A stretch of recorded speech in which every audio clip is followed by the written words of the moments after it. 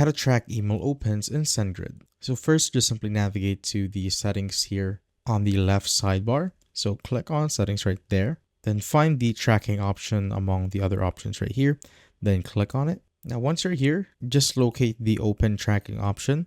Then click on it and make sure that the toggle is set to enabled. And if it's not, just simply click on it to set it to enabled. And once that's done, just simply click on save to apply the changes. And if you want to view your open tracking results, you just simply need to navigate to the stats here on the left sidebar again. Then click on it. Then click on global stats. Then it will bring you right here. So it will show you an overview of all your emails or select a specific campaign to see its individual statistics. So you could also filter the results by date range and other categories or other parameters to refine your analysis. And you could also export the open statistics as a CSV file, as you can see right here on the top right side, just for further analysis. And that's how you basically track email opens in SendGrid.